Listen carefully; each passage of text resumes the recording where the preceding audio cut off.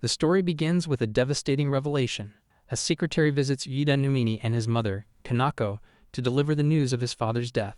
She explains that the man they believed was an ordinary gentleman working away from home actually lived a double life. His true name is Tanemori Kazuomi, and he secretly hid an entirely different family from them. Learning of his father's death and his own illegitimate status on the exact same day overwhelms Nomumi. Unable to process the shock, he immediately runs away from home. Wandering the streets, he stops at a local store. An employee informs him that she cannot sell certain items individually. Since he only has 1,382 yen in his wallet, she offers to split a purchase with him. He agrees and adds a salmon onigiri to his order, finally managing to get his hands on some food. Leaving the shop, he approaches his motorcycle, only to realize it is completely out of fuel. He considers returning home to resupply, but decides that going back on the very same day he ran away is entirely too pathetic. He feels foolish for storming out in the middle of a serious conversation without even checking his wallet first. Sitting by his stalled bike, Numi reflects on his current life. He is a second-year high school student and an only child. His 36-year-old mother, Kanako, runs a local bar. While the business provides a useful safety net, the house gets incredibly noisy on weekends. When he was younger, the drunk customers angered him, but he eventually started viewing them as vegetative creatures and completely stopped caring. After graduating from the institute, he obtained his motorcycle license and began spending much more time away from the bar. Since his mom struggles with numbers, he officially manages the account books for her. The family is not rich, but they are not poor either. His father used to visit them once a month, and Nomi always believed their ordinary life as a family of three would simply continue forever. Now the harsh reality sets in. The man missed his visit last month because he was already dead. Above all, the agonizing truth remains that his father had a real family elsewhere and never truly belonged to them. Numini realizes his father was cheating, his mother knew the truth, and they stayed together anyway. The thought completely disgusts him. His head is a mess as he questions why he ran away in the first place. Rebounding against a dead man feels entirely pointless. Returning home means facing those painful thoughts, so he simply wants to escape somewhere far away. Suddenly, a girl, Fujisaki Yuzu, appears and demands his attention. She immediately requests a ride, promising a reward and mentioning that she has another favor to ask of him. He refuses, insisting he is not in the mood to travel with a stranger. He lectures her about doing reckless things and urges her to go home, warning that running away is highly dangerous. She becomes furious and shouts that she is 17. According to her, he should stop treating her like a child because she is actually older than him. She then reveals that she saw him loitering at the convenience store and knows he is running away as well. Realizing they are around the same age, he eventually gives in and offers her a ride. They end up at a restaurant filled with a massive feast. She encourages him to eat as much as he wants. He realizes that the promised reward is simply a meal and begins eating aggressively. While eating, he notices that she is strangely loaded with cash.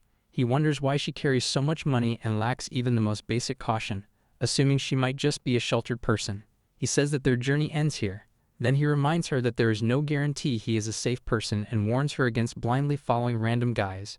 She brushes off the warning, noting his habit of constantly lecturing people. When he presses her about why she approached him in the first place, she jokingly claims that his face is her type. Noticing his confusion, she finally reveals her true reasoning. She is highly confident in her ability to judge character. Most people only look at a person's face upon meeting them. However, instead of looking at her face, he checked her clothes and hair to estimate how many days she had been living away from home, adding that maybe he intended to take her in if she was struggling. She playfully notes that his eyes lingered on her face while he was supposedly checking her clothes and hair. He quickly dismisses the accusation. She offers to cover his travel expenses if he agrees to hear her out. Realizing he desperately needs the money to get around, he asks what the favor involves. Without hesitation, she replies that she wants him to kidnap her. Later, standing on the sidewalk, Nomi speaks into a phone and aggressively demands a 30 billion yen ransom for the hostage. He orders the person on the other end not to contact the police and insists that all future communication go through his personal number. He sets the exchange for 2 days later before hanging up. Immediately afterward, he doubts the ridiculous 30 billion yen demand. However, she confidently insists that the absurd amount is exactly why the strategy will work. To prevent anyone from calling back and ruining the plan, she casually tosses her mobile phone into the nearby river. Ignoring his shock at the complete waste of a phone, she confirms that she is ready to leave. He hands her a helmet, and she climbs onto his motorcycle as they set off. During the ride, he discovers they share a striking similarity. Yuzu also ran away from home because of her father's infidelity. Her father was cheating, and the secret family was scheduled to arrive that very morning. Naomi bitterly reflects that parents always screw over their children in the end. He recalls the secretary arriving in a luxury car to break the news about his own father. Having a common enemy makes their conversation flow much more easily. She grows curious about how his mother reacted when the affair came to light. Remembering her face turning completely pale and devastated, he realizes his mother genuinely had no idea about the secret family. He regrets being so narrow-minded and starts worrying about leaving her behind. In contrast, Yuzu reveals that her own mother showed almost no reaction to the news, acting as though she was not surprised in the slightest. Yuzu describes her mother's reaction as a nonchalant acceptance of the situation. Namumi laughs slightly and jokes that it sounds like her mother has another man as well. Shocked, she wraps her hands around his neck in a playful chokehold and shouts that he should not say things like that so casually. He yells back that they are currently moving on the motorcycle, prompting her to quickly let go and apologize. At that moment, he realizes the entire kidnapping scheme is completely staged. She simply wants to test her parents' love. Later, they stop at a bridge overlooking the ocean. She brings up a strange question about happiness and what it truly means. After thinking aloud for a moment, she concludes that happiness means being able to accept things. She admits that demanding 30 billion yen in cash within 2 days is virtually impossible, but she just wants to feel as though her parents genuinely tried for her sake. As he sips his tea, he asks what they will do if her parents refuse to pay the ransom. With a playful smile, she suggests that they could simply run away together. He nearly chokes on his drink in surprise, causing her to laugh as she comments on how fun he is to tease. Looking out at the water, she notices a splash and wonders if it is a whale. He dismisses the idea, insisting they are too close to shore and that it was probably just a flying fish. She remains convinced it was much bigger, while he calls her childish for getting so excited. Suddenly, a massive whale breaches the surface. Both are left in awe, questioning how something that huge is even allowed to exist. She triumphantly declares that she was right and quickly snaps a picture. They share a laugh and continue their journey. Soon, heavy rain begins pouring down, forcing them to find a room where they can wait out the storm. That night, she wonders whether he is awake. He bluntly replies that he is sleeping. The next morning, she orders an elegant breakfast consisting of tea, yogurt, and salad. When he refuses to eat anything so refined, she jokingly labels him a caveman. Further down the road, she urgently needs a bathroom break in the middle of nowhere. She complains about the lack of facilities, and he reminds her that this is exactly why he warned her not to drink so much water. While she takes care of her business behind some bushes, he receives a mysterious message on his phone but silently decides to keep it from her. Later, they pull over to look at a family of raccoons. Distracted by the animals, they lose control of the motorcycle and crash directly into a barrier. Panicking, he immediately checks whether she hit her head or suffered any injuries. She reassures him that she is perfectly fine, explaining that she managed to jump clear of the crash just in time. However, their beloved motorcycle is heavily damaged and aggressively leaking petrol. Furious, Nomumi laments the loss of his bike and notes that they are only about 10 kilometers from their destination. He insists that if they hurry on foot, they can still make it in time for the handover. A moment later, he notices that she is struggling to stand. Her ankle is badly sprained and rapidly swelling. He hoists her onto his back and carries her the rest of the way. Deep down, he cannot understand why he is willing to do so much for someone he barely knows. She urges him to leave her behind, arguing that carrying someone up a mountain path is impossible. He dismisses her concern and explains that hauling heavy crates of liquor bottles at his mother's bar makes this an easy task, even though the steep climb secretly exhausts him. She suddenly points out the stunning sunset over the ocean. He turns to admire the hidden spot and notes that hardly anyone comes up here. Yuzu mentions that her father once brought her here. Hearing this, Nomumi reveals that his own father also brought him to this exact location. Back then, hearing his friends brag about family trips used to make him jealous, so he selfishly begged his dad to take him somewhere. He still remembers being overjoyed that his father made time for him despite his busy schedule. At the time, he genuinely believed his father lived away from home strictly because of work. Never once did he imagine that the man was actually living with a secret family. Despite the painful betrayal, this hidden spot was the very first place that came to mind when he decided to run away. She softly remarks that he clearly still loves his dad. In response, he remains completely silent. She then confesses that, strangely enough, she cannot hate her father either. According to her, he was incredibly kind and sincere about his work. The terrifying realization that someone like him could betray the people he loves fills her with a cold sense of despair. Noticing her hands trembling, Nomumi suddenly breaks into a run toward their destination. She panics and warns him that it is dangerous, but he tells her to hold on tight and insists that they have to run if they want to make it in time. Deep down, he understands exactly how she feels. Although he hated the idea of this trip at first, it has turned out to be surprisingly enjoyable. As fellow runaways, they have spent their time complaining about their families, laughing together, and sharing their sadness. Somehow, all of it has eased the pain in his heart. He knows this kind of connection would never have happened with anyone else. Because of that, he firmly resolves to stay by her side and see this fake kidnapping through to the very end. Suddenly, his phone begins buzzing. He mentally apologizes to his mother and silently asks for just a little more time. Looking at the screen, he finds a long list of missed calls from her mixed with calls from an unfamiliar number, which likely belongs to Yuzu's family. At that moment, he realizes that their journey will soon come to an end. As they near the meeting point, she insists that she feels fine now and can walk on flat ground. Eventually, they arrive at the mountaintop and discover a black car already waiting for them slightly ahead of schedule. While staring at the vehicle, Nomumi suddenly recalls a specific detail. 100 million yen in cash weighs approximately 10 kilograms. Running the numbers in his head, he quickly concludes that 30 billion yen would easily fill an entire 3-ton truck. There is no way a normal car could carry that amount of money. He realizes that the actual sum never mattered. The real test is whether Yuzu can truly believe in her parents' love. His eyes drift toward her. She stands there with her eyes closed, looking so fragile and transparent that she might simply fade away. Desperate to give her something to hold on to before she sinks into despair, he suddenly asks her out on a date. He admits that he cannot run away with her forever because he refuses to abandon his mother. Even so, he suggests that they meet at a convenience store later and go wherever she wants. When he offers to take her riding on his motorcycle again, she playfully declines. According to her, motorcycle dates are dangerous, uncomfortable, and exactly the sort of thing a guy does when he is trying too hard to impress a girl. Instead, she proposes going to a movie theater. Then she kisses him. The gesture leaves him incredibly happy. A moment later, the waiting car door opens, and his mother, Kanako, steps out. Without warning, she punches him.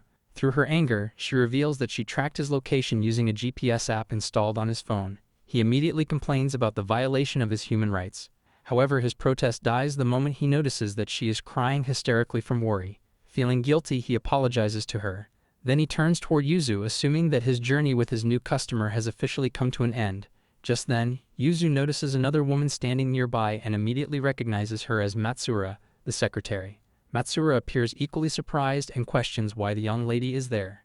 Before anyone can make sense of the situation, complete chaos erupts. Yuzu's mother, Tanamori Yukari, arrives and loudly declares that she has brought the full 30 billion yen to secure her daughter's safe return. Hearing that, Yuzu hurriedly admits that the kidnapping was completely fake.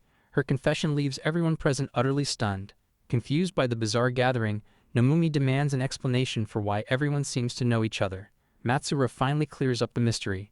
She reveals that the young lady was simply using her mother's maiden name. Then she formally introduces the girl as Tanamori Yuzu and explains that both she and Yukari are the legal family of his late father, Kazuomi. A horrifying realization crashes into Nomut. The girl he just asked out is actually his half-sister. As if that revelation were not enough, Matsura continues. She explains that while Nomumi has no legal inheritance rights, his father's will contain a specific handwritten message. In it, Kazuomi personally begged the Mori family to welcome his hidden child. Following that final wish, Nomumi and Kanako are relocated to a massive mansion so large that it resembles an amusement park. Standing before the sprawling estate, Nomumi finally understands what Yuzu meant earlier when she talked about the other family arriving. As he takes in his new surroundings, he catches sight of her standing by a door on the upper floor. The moment their eyes meet, she quickly looks away and turns her back to him. Internally, he curses his foolish father for creating such an unbelievable mess.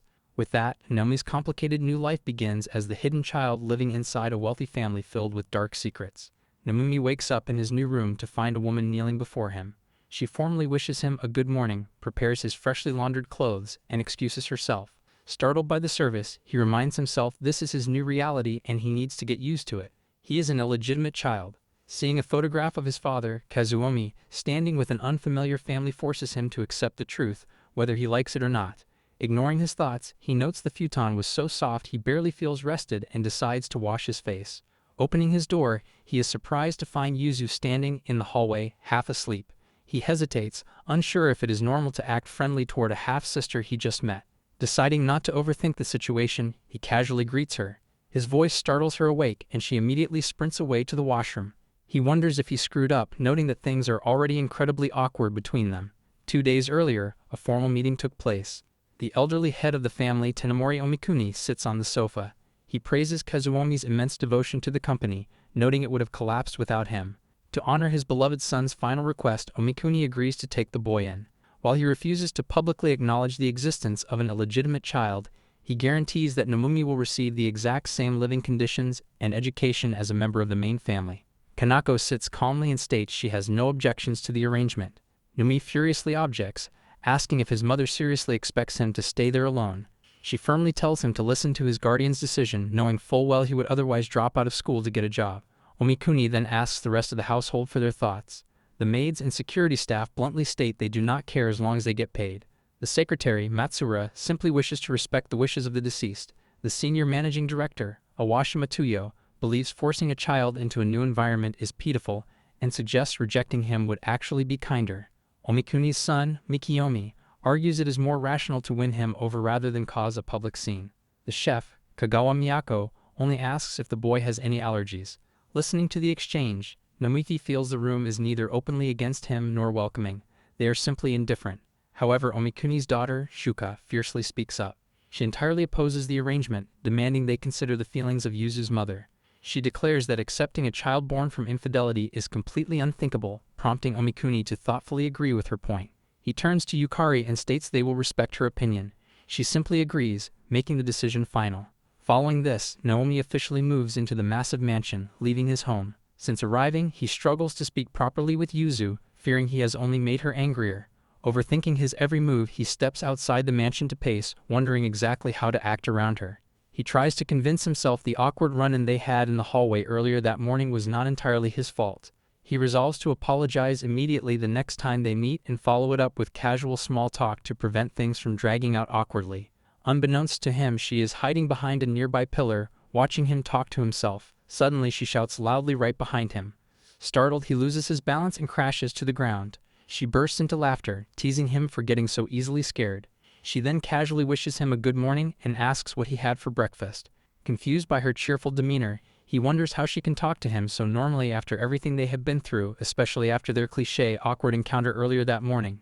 Noticing him spacing out, she demands his attention. He quickly apologizes for the morning incident. She brushes it off, admitting she was careless too. She clarifies that she ignored his greeting earlier not out of anger, but simply because she had just woken up and her hair was a mess, leaving her feeling embarrassed. He is shocked by the ordinary reason but secretly finds it cute. Pinching himself, he jokingly wonders if their entire runaway trip was just a bizarre dream. Interrupting his rambling, she asks if he is free and invites him to go out. They travel to a trendy cafe she has seen on social media. Sitting down, he feels entirely out of place, realizing he is the only male customer in the shop. She orders a matcha cake, and her eyes widen in surprise when he confidently orders a strawberry condensed milk shaved ice. She notes it is surprising to see a guy like sweet things, but he passionately defends his choice, arguing that sugar is essential brain fuel and should be allowed during class. She laughs, complimenting his ability to make stupid things sound smart. When their food arrives, she immediately starts taking pictures. Ignoring the camera, he aggressively digs into his dessert. She scolds him for having no sense of atmosphere, while he fires back that constantly snapping photos is tasteless since food is best enjoyed the second it is made. She gently explains that the pictures are not for showing off to others, but rather for keeping a personal diary. Watching him eat, she smiles and notes that he genuinely looks like he enjoys his food. Yuzu suggests they trade bites of their desserts. She extends her spoon toward him, insisting he take a taste. Blushing, Nomomi awkwardly accepts the bite, finding the intimate gesture highly embarrassing. In return, she takes a massive mountain-sized scoop of his shaved ice. He scolds her for pulling such a cliché move, but she playfully defends herself, causing nearby customers to laugh at their antics. Afterward, they roam around the area and he takes numerous photos of her. Internally, he frantically overthinks the situation. He wonders why they are casually hanging out like a normal couple when they recently discovered they are related. He questions if this is her way of showing she does not care about their new sibling status. She stops at a shop to buy a bouquet of flowers. Realizing the cafe was not her only goal for the day, he asks about her true objective. She leads him to a graveyard, eventually stopping in front of their late father's tombstone. Placing the flowers on the grave, she notes that someone recently cleaned it. Nomi fetches a bucket of water and some wet towels. He admits he originally planned to aggressively curse their father out upon seeing his grave, but standing there, the overwhelming feeling is simply the reality that the man is truly dead. She agrees. He realizes they stopped at the cafe and took photos along the way just to act as visual markers so he could find the grave on foot in the future. She laughs, joking that since the rest of the family hates him, nobody else was going to tell him where it was. Annoyed, he scolds her for laughing right in front of a grave. She counters that it is too late to pretend they are strangers. As siblings, they have to help each other out. This declaration finally makes everything click for him. He realizes she had already made up her mind to fully embrace their new lives as brother and sister. She confesses she is genuinely glad he is her brother. While friendships and romantic relationships can eventually end, a sibling bond lasts forever. She admits that when she learned the illegitimate child coming to live with them was him, she felt relieved. She feels a deep kinship with him and admits that seeing him depressed brings her down too. Accepting this completely, he squeezes out a wet towel and begins wiping down the tombstone. He suddenly asks what movie they should go see, honoring the date idea she mentioned days ago. He declares that he does not mind being siblings. Looking at her, he promises that if she is his little sister, he will always protect her as her big brother. The sudden vow leaves her completely surprised and flustered. Confused by his sudden vow, she asks what he is even supposed to protect her from. Nomomi replies, enemies, but Yuzu is confused. So he won't fight everyone. She teases him, saying that for someone who acts so aloof and cynical, he is surprisingly innocent. Embarrassed, he tells her to shut up. Amused by his reaction, she happily suggests they go to the movie theater and playfully calls him Onai-chan. It makes him smile, although he jokingly asks her not to call him that. The movie they watch is extremely generic. The CGI is decent, but the story lacks any real passion. While the action scenes are exciting, there is very little substance behind them. The plot follows a man and a woman, played by actors Nomimi recognizes but cannot name, as they work together to stop a typical world-ending crisis. As the movie continues, Yuzu secretly glances at him. Remembering his sincere promise to always protect her as his little sister, she blushes softly. On the screen, the male and female leads finally end up together. Even though the movie itself is completely predictable, simply spending the day watching it with his new sister makes Nomumi feel happier and more at peace than anything else in the world. Days later, Nomumi introduces himself to his new class. The teacher assigns him a seat by the window. He has transferred to Tamashiro Private Academy, an elite school chaired by Tanemori Omikuni, making it the main family's home turf. This enrollment fulfills their promise to guarantee his education. He realizes his assigned seat is directly next to Yuzu. As he sits down, she glances at him and bluntly remarks that the uniform does not suit him. He tells her to quit it. After school, she notices him speaking with a teacher. The instructor hands him some documents, requesting a guardian's signature. Assuming guardian refers to his mother, he sighs, annoyed that living apart makes simple tasks such a hassle. Deciding it cannot be helped, he plans to stop by his old home on the way. Overhearing the conversation, Yuzu silently questions what he means by home. Walking through his old neighborhood, Naomi spots a familiar park. He remembers that all his memories of his father took place in this exact area, as the man only visited once a month and never took them on real trips. Suddenly, Yuzu speaks up from behind, asking if he and their dad played there. He confirms it, fondly recalling a time their father pumped a swing with all his strength and practically launched himself off. Realizing she followed him, he demands to know why she is there. She casually claims she is just curious about the house where he grew up. He suspects she is dodging the real reason but reluctantly allows her to tag along, warning her there is nothing interesting to see. She jokes about wanting to keep an eye on things and see the place where their father had his affair. The comment angers him, though she quickly laughs it off as a joke. He secretly worries about what might happen if she actually meets his mother, fearing she views the woman as a homewrecker. Remembering her impulsive stunt with the fake kidnapping, his anxiety spikes. Suddenly a knife falls out of her bag. She hastily apologizes, claiming it is just a grass-cutting sickle left over from cleaning the grave. Panic sets in as he vividly imagines her stabbing his mother. Desperate to get rid of her, he aggressively pushes her away, demanding she go home. Confused by his sudden hostility, she demands he stop pushing her. Just then, a neighbor watering plants accidentally sprays her with a garden hose, completely soaking her clothes. With no other choice, they head to Nomi's old house. He lends her an oversized t-shirt while her clothes dry. He feels relieved that her sour mood has passed, though he apologizes for the messy room. Luckily, his mother is out attending a neighborhood association meeting and will not be back for a while. Relieved they will not cross paths, he asks if she wants tea. She requests Darjeeling, but he bluntly replies they do not have any and heads to the kitchen. Left alone, she secretly sniffs the collar of his shirt, noting that his detergent smells completely different from what he uses at the mansion. Naomi returns to the room to find Yuzu aggressively sniffing his oversized t-shirt. He asks if it smells bad, but she ignores him, playfully pulling the collar entirely over her head and raising her arms to pretend she is a ghost. Looking around the room, she comments on the house showing its age. He awkwardly clarifies that it is a normal home, not a doghouse. She defends herself, explaining she knows what a normal house looks like from TV dramas and online videos, even if she rarely sees one in person. He realizes that despite her wealthy upbringing, she is surprisingly down to earth. Suddenly, she grabs his photo album and starts flipping through it, teasing him for looking like a mischievous kid. He demands she return it, insisting he was never a delinquent. While they are playfully wrestling over the album, the front door opens. Kanako returns, having forgotten her neighborhood association membership fee. Seeing them fighting over the album, she immediately misunderstands the situation. Her expression darkens, and before Namumi can de-escalate the tension, she drops to her knees. She sincerely apologizes to Yuzu, swearing she never knew Kazuomi had another family. In response, Yuzu quickly drops to her knees as well. She apologizes on behalf of the Tanimori relatives for their inconsiderate behavior the other day, assuring Kanako they are simply on edge. Watching the formal exchange, Namumi realizes Yuzu is treating his mother with immense respect, which is a stark contrast to how casually she treats him. He takes this as a reassuring sign that she truly considers him family. He then silently begs his mother to stop using her new stepdaughter as a demonstration model for floor apologies. Once they calm down and take a seat, Yuzu reveals her true reason for visiting. Because their father was always busy with work, she realizes she never truly knew what kind of person he was. She wants to hear more about him. Namumi is incredibly relieved, explicitly stating he is glad she did not come to stab his mother. She calls him rude for even thinking that. Kanako happily begins her story, explaining that Kazuomi was a strange man she met when she was only 16. At the time, aggressive land sharks were targeting her grandmother's shop. Kazuomi showed up, beat the thugs up, and dramatically tore down their eviction notice. The story quickly turns into a cheesy romantic comedy. Listening to their parents' overly dramatic love story is pure torture for Namumi.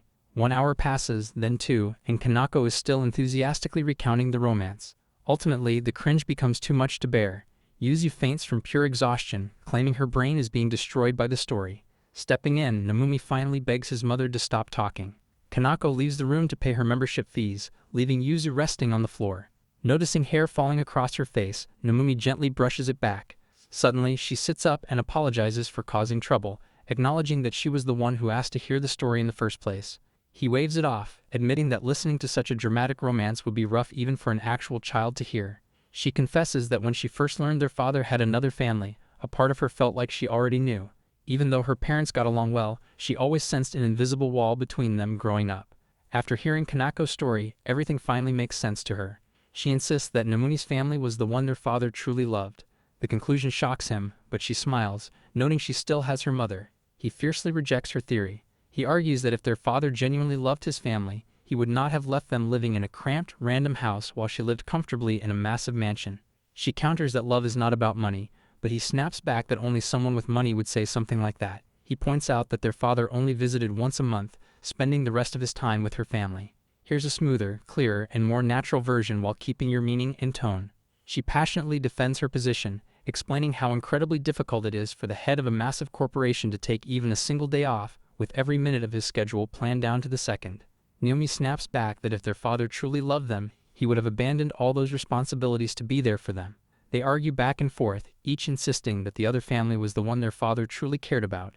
Eventually, they both calm down and realize how pointless the argument has become. Namumi wonders if they will spend their entire lives questioning whether they were truly loved. To settle it once and for all, he suggests a bet. They will each investigate the past in their own way to uncover the truth. They agree to a strange wager. Both of them bet that they were the one who was not loved. The pitiful winner, who was unloved, gets one guaranteed wish, while the fortunate loser, who was loved, must fulfill it as comfort. She calls gambling ridiculous, but he argues that moving forward is better than endlessly overthinking. She laughs, admitting that being comforted even after losing does not sound so bad. Accepting the challenge, she confidently vows to prove that he was the one who was truly loved. The bet is settled, though Namumi will later come to regret making it. The next day in the garden, Namumi wonders how they are even supposed to investigate which side of the family their father loved more. He admits his bet was a spur-of-the-moment idea and asks if she has a better plan. Yuzu proposes a witness-based system grounded in evidence. Since subjective arguments usually turn into pointless back-and-forths, she suggests gathering objective facts and third-party testimony first. She wants to talk to her mother, but admits things are awkward since she ran away. He suggests they start by questioning everyone in the Tanimori household. Smiling, they agree to split up and share whatever information they gather. They attempt to interview the staff, but everyone immediately brushes them off. The secretary claims she is currently working. The security staff asks to do it another day, the maids make flimsy excuses, and the cook deflects by asking if they can handle spicy food. 3 days pass with 0 results. Nanumi feels like he does not have enough relationship points for people to even talk to him in the first place. He assumes Yuzu is making great progress, but she returns gloomy and upset. She explains that the staff only give her safe, generic answers, repeatedly claiming their father was a wonderful man who cared deeply about his family. Namumi figures that people will only give safe, careful answers to a grieving daughter, especially knowing that if one side is supported, the other will end up being blamed.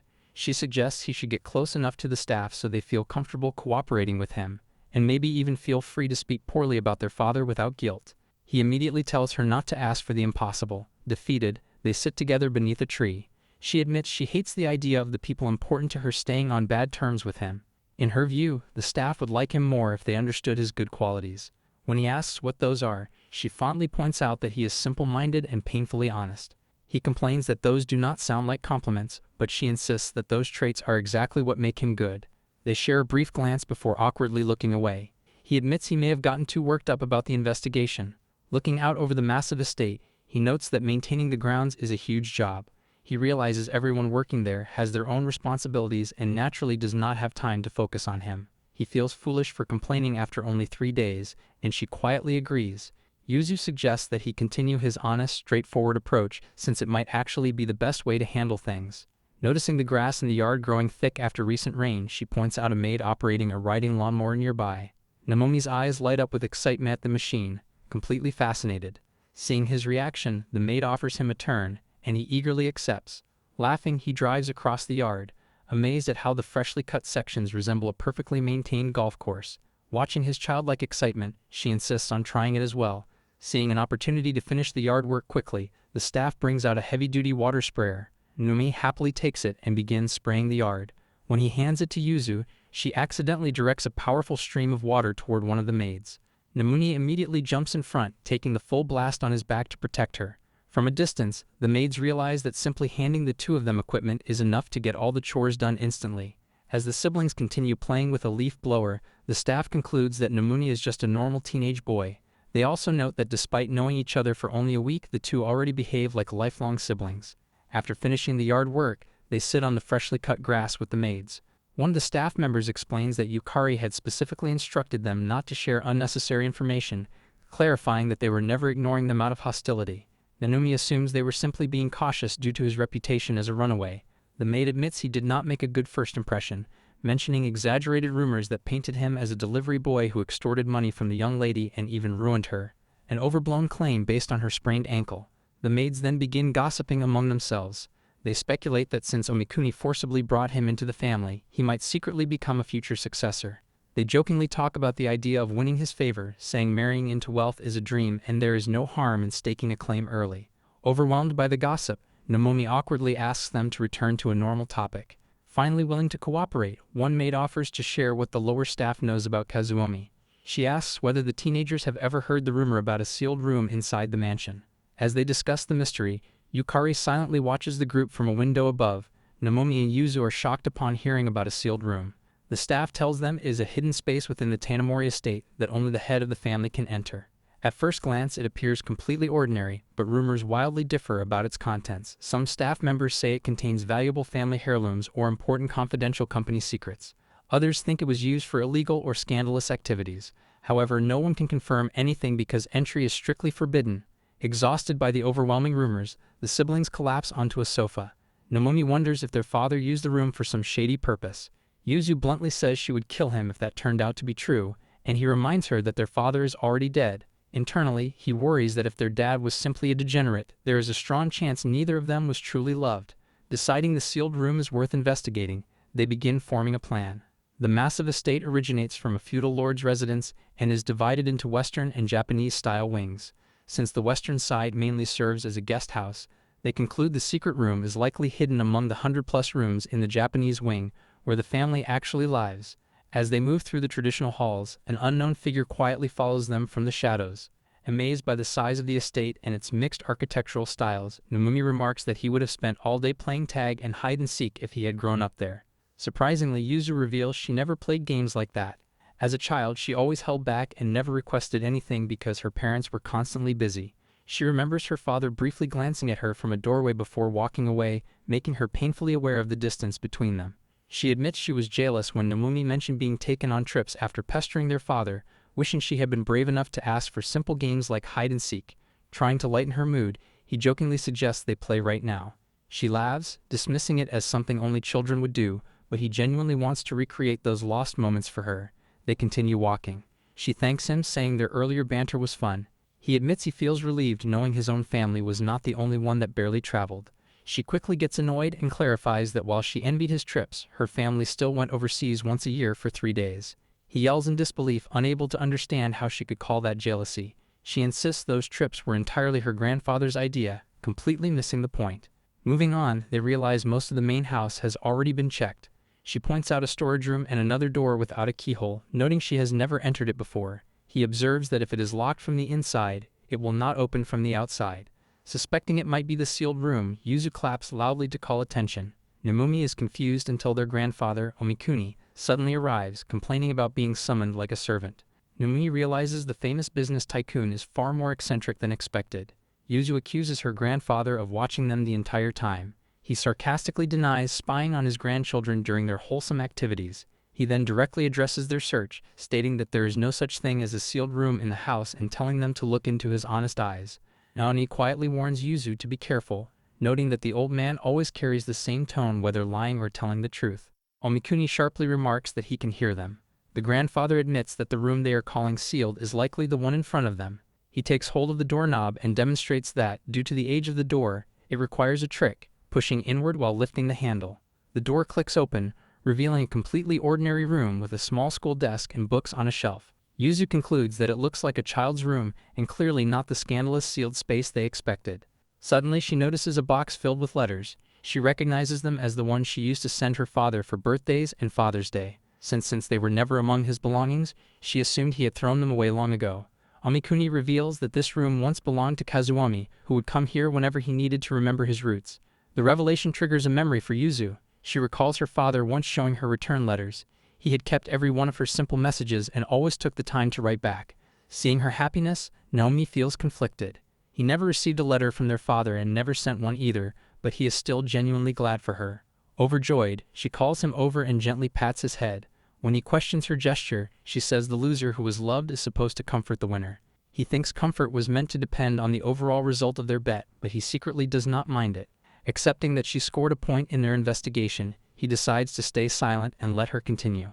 As they explore the room further, Nomumi still cannot understand something. If Yuzu meant so much to Kazuomi, he could not comprehend why the man would cheat on his family. Omikuni questions what they are searching for, prompting Yuzu to reveal that they are investigating their father together. While browsing a bookshelf, Nomumi opens a diary and suddenly calls out to Yuzu. He hands her the book and urges her to check the dates.